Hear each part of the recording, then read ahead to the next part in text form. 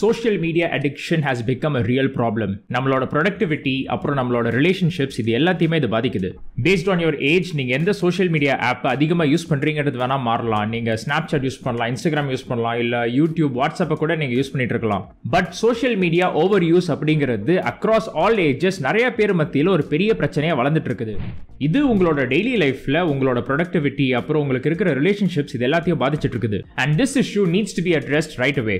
So as a psychologist and a behavior modification expert, இந்த வீடியோல நான் உங்களுக்கு social media overuse ஸ்டாப் பண்றதுக்கான 6 டிப்ஸ் கொடுக்க போறேன். Let's get started. Officially, social media overuse வந்து ஒரு அடிக்ஷனா டர்ம் பண்ணல. ஆனாலும் இதை வந்து ஒரு ஸ்ட்ராங்கான டிஸ்ட்ரக்டிவ் ஹேபிட்டா நான் பார்க்கறேன். ஸோ சைக்காலஜில இருக்கிற ஹேபிட் ஃபார்மேஷன் மாடலை யூஸ் பண்ணியே இந்த பிரச்சனையை நம்மளால தீர்க்க முடியும். உங்களுக்கு நான் இப்போ கொடுக்க போற 6 டிப்ஸுமே அசெண்டிங் ஆர்டர்ல அரேஞ்ச் ஆயிருக்குது. Which means that first tip வந்து லீஸ்ட் எக்ஸ்ட்ரீமா இருக்கும் அண்ட் 6th டிப் வந்து மோஸ்ட் எக்ஸ்ட்ரீமா இருக்கும். உங்களோட லெவல் ஆஃப் ஓவர்யூஸ்க்கு தகுந்த மாதிரி இதுல எந்த விஷயத்தை வேணாலும் நீங்க இம்ப்ளிமெண்ட் பண்ணிக்கலாம். Alright, tip number 1, turn off notifications. உங்களோட சோஷியல் மீடியா யூஸ் வந்து இன்னும் அவ்வளோ பெரிய பிரச்சனையா மாறல, அவ்வளோ கம்பல்சிவா இல்ல அப்படின்னா இந்த விஷயத்தை நீங்க பண்ணாலே போதும். நீங்க ஓவரா யூஸ் பண்ற ஆப்போட நோட்டிபிகேஷன்ஸ் மட்டும் நீங்க ஆஃப் பண்ணி வச்சிட்டீங்கன்னா நீங்க அந்த ஆப்பை யூஸ் பண்ற ஃப்ரீக்வன்சி கம்மியாகும். அந்த ஆப்போட டெவலப்பர்ஸ் இருப்பாங்கல்ல, அவங்களுக்கு வந்து அந்த ஆப்பை கிரியேட் பண்ணும்போது மைண்ட்ல ஒரே ஒரு கோல் தான் மெயினா இருக்கும், ஹேபிச்சுவலா உங்களை அதை யூஸ் பண்ண வைக்கிறது. இந்த மெயின் கோலை அச்சீவ் பண்றதுக்கு அவங்க முக்கியமா யூஸ் பண்ற ஒரு டூல் நோட்டிபிகேஷன்ஸ். இந்த இடத்துல வந்து அந்த நோட்டிபிகேஷன் ஒரு கியூ, ஒரு சிக்னலா ஃபங்க்ஷன் ஆகுது. எப்போல்லாம் அந்த சிக்னல் வருதோ அந்த நோட்டிபிகேஷனோட நேச்சர் வந்து எதுவா இருந்தாலும் சரி அதை கிளிக் பண்ணி அந்த ஆப்பை நீங்க ஓபன் பண்ணிடுவீங்க. சயின்ஸ் ஆஃப் ஹேபிட்ஸ் நமக்கு என்ன சொல்லுதுன்னா, ஒரு பிஹேவியரோட கியூவை நம்ம ரிமூவ் பண்ணிட்டோம்னா அந்த பிஹேவியர்ல எங்கேஜ் பண்றதுக்கான சான்ஸ் வந்து ரொம்ப ரொம்ப கம்மி.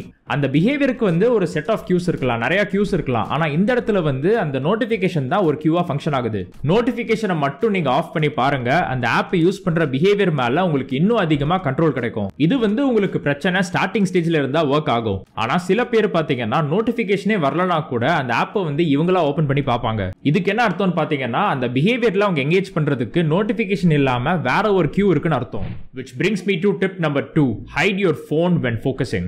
நிறைய வாட்டி என்ன நடக்கும்னு பாத்தீங்கன்னா, நம்மளோட போன் நம்ம முன்னாடி இருக்கிறத பார்த்தாலே அதை எடுத்து யூஸ் பண்ண ஸ்டார்ட் பண்ணிடுவோம். நீங்க படிக்கிறதுக்கோ இல்ல வேலை செய்யறதுக்கோ உட்கார்றீங்க அப்படின்னா உங்க போனை வந்து உங்க பேக்ல வச்சிருங்க, இல்ல டிராயர்ல போட்டு வச்சிருங்க, இல்ல வேற ஒரு ரூம்ல கூட சார்ஜ்ல போட்டு நீங்க வைக்கலாம். சோ அந்த போனோட பிசிக்கல் எக்ஸ்போஷர் கம்மியாகும் போது அதை எடுத்து நீங்க யூஸ் பண்றதுக்கான ஃப்ரீக்வன்சியும் கம்மியாகும்.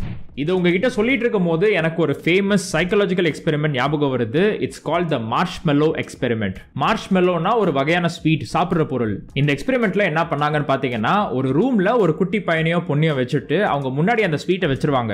அப்புறம் அந்த சின்ன பிள்ளை கிட்ட ஒரு ரூல் சொல்லிடுவாங்க. என்ன ரூல்னு பாத்தீங்கன்னா, 15 மினிட்ஸ் வரைக்கும் அது அந்த மார்ஷ்மெல்லோ அந்த ஸ்வீட்டை சாப்பிடாம இருந்துச்சுன்னா அதுக்கு 2 மார்ஷ்மெல்லோ கிடைக்கும். சோ முன்னாடி வச்சிருக்கிற ஸ்வீட்டை வந்து பார்த்துட்டு சாப்பிடாம 15 மினிட்ஸ் கண்ட்ரோல் பண்ணா 2 ஸ்வீட்டா கிடைக்கும். ஆப்வியஸ்லி நிறைய குழந்தைங்களால இந்த மாதிரி வெயிட் பண்ண முடியாது. சோ அந்த ஸ்வீட் எடுத்து அதுங்க சாப்பிட்டுரும். இப்போ இதே எக்ஸ்பெரிமெண்ட்டுக்கு ரெண்டாவது ஒரு பார்ட் இருக்குது. இந்த செகண்ட் பார்ட்லயும் நீங்க பாத்தீங்கன்னா அதே மாதிரி குழந்தை இருக்கும், மார்ஷ்மெல்லோ இருக்கும். ஆனா ஒரு எக்ஸ்ட்ரா கண்டிஷன் ஆட் ஆயிருக்குது. அந்த மார்ஷ்மெல்லோவை குழந்தைக்கு முன்னாடி தட்டுல வைக்கல, அதுக்கு பதிலா அதை ஒரு பாத்திரத்துல போட்டு டேபிள் கடியில வச்சுட்டாங்க. இந்த மார்ஷ்மெல்லோ வந்து கண்ணுக்கு முன்னாடி இல்ல, ஆனா அந்த பாக்ஸ்ல இருக்குதுன்னு சொல்லிட்டு அந்த குழந்தைங்களுக்கு நல்லா தெரியும். ஆனா ஃபர்ஸ்ட் பார்ட் மாதிரி இல்லாம செகண்ட் பார்ட்டோட ரிசல்ட்ஸ் வந்து வேற மாதிரி இருந்துச்சு. என்னதான் டேபிள் கடியில பாத்திரத்துக்குள்ள அந்த மார்ஷ்மெல்லோ இருக்குன்னு தெரிஞ்சாலும் நிறைய குழந்தைங்க அதை எடுத்து சாப்பிடல. இந்த செகண்ட் பார்ட்ல பார்ட்டிசிபேட் பண்ண மெஜாரிட்டி ஆஃப் தி கிட்ஸ் அந்த மார்ஷ்மெல்லோவை எடுத்து சாப்பிடல. அவங்க வந்து 15 மினிட்ஸ் ஃபுல்லா வெயிட் பண்ணி 2 மார்ஷ்மெல்லோவை வாங்கிக்கிட்டாங்க. சோ சோஷியல் மீடியாவோட கான்டெக்ஸ்ட்ல நம்ம பார்த்தோம்னா உங்க போன் தான் மார்ஷ்மெல்லோ. அதை நீங்க பார்க்காம இருந்தீங்கன்னா அதை யூஸ் பண்ற ஃப்ரீக்வன்சி கம்மியாகும். அட்லீஸ்ட் நீங்க செய்யற வேலையை முடிக்கிற வரைக்கும் உங்க போன் வந்து உங்க முன்னாடி இல்லாம பாத்துக்கோங்க.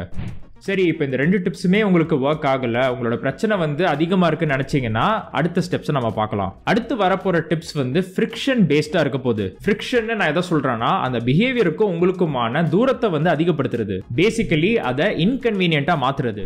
So tip number 3, turn off automatic login.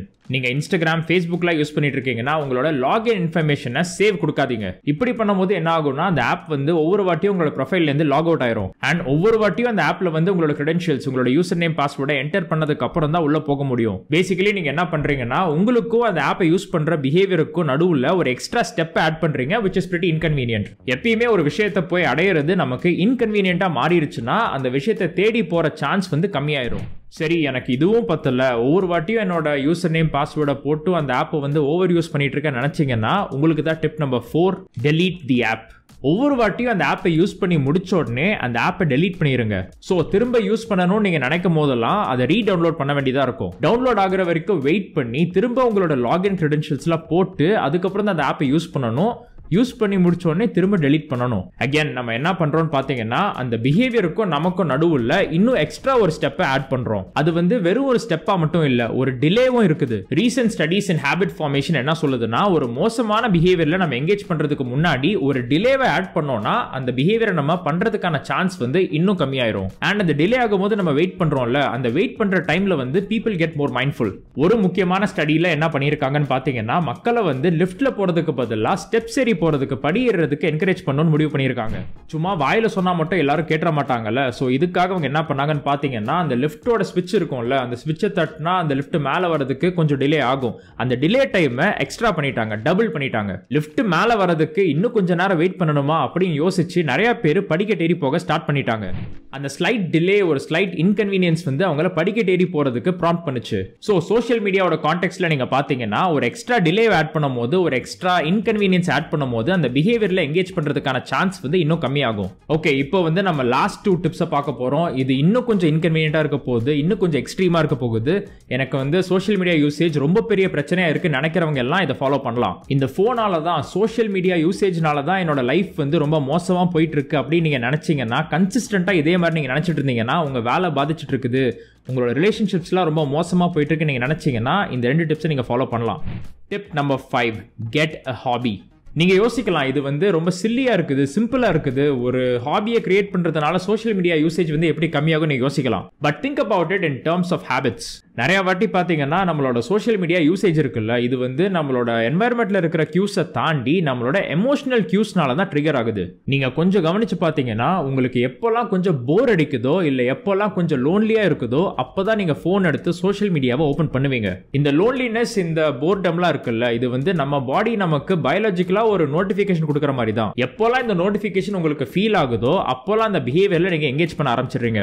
The sad part is that நீங்க மைண்ட்லெஸ்ஸா யோசிக்காம ஆட்டோமேட்டிக்கா வெளியே எடுத்து ஸ்க்ரால் பண்ண ஆரம்பிச்சிருவீங்க, பர்பஸே இல்லாம. உங்களோட பாடி அண்ட் மைண்ட்ல இருந்து வர இந்த எமோஷனல் கியூஸ் எல்லாம் எப்படி நீங்க டிஸ்டர்ப் பண்ணலாம்னு பாத்தீங்கன்னா, உங்களுக்கு ஒரு ஹாபி வச்சுக்கிறீங்க, அது வந்து பிரிஃபரபிளி மத்தவங்க கூட சேர்ந்து பண்ற மாதிரி இருந்துச்சுன்னா இந்த ப்ராப்ளமை சால்வ் பண்ணலாம்.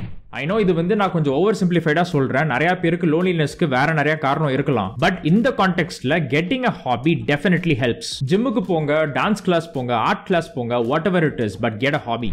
ஓகே, நான் உங்களுக்கு சொல்றதுக்கு இன்னும் ஒரே ஒரு டிப் மட்டும் தான் இருக்குது and it's going to be a little more extreme.